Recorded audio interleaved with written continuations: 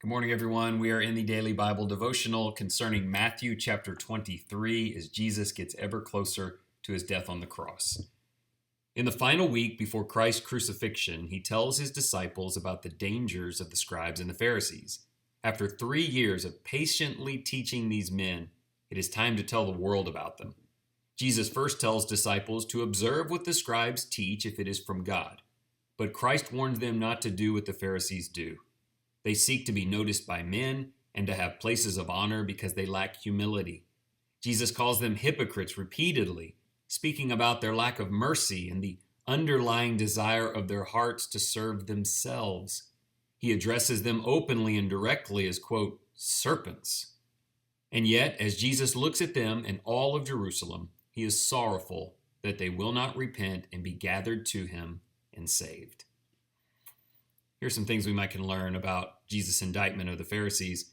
It is easy to read this chapter and think about other people, but it is wiser to use this list of the Pharisees' failures as a test for our own lives. In Matthew 5, Jesus told his disciples their righteousness must exceed the Pharisees if they are to be in his kingdom. These men were self-righteous. Jesus calls us to be humble servants. They were hypocritical. Jesus asks us to live out our faith. They were legalistic. We must be led to obey from a godlike heart of mercy. They were superficial. We must be honest about what's happening in our hearts. They became obstacles for others.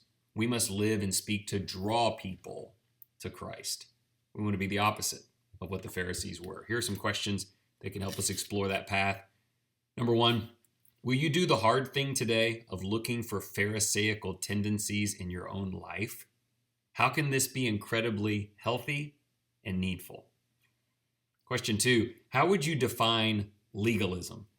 Can you see how some focus so intensely on the letter of the law that they miss the love that encircles it? And then lastly, what does it feel like to realize that Jesus is always yearning to gather you to him no matter what you have done? How will you respond?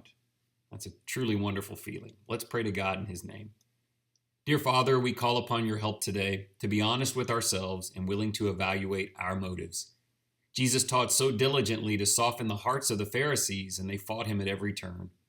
Glorious Lord, help us to listen and to learn. May we be humble servants.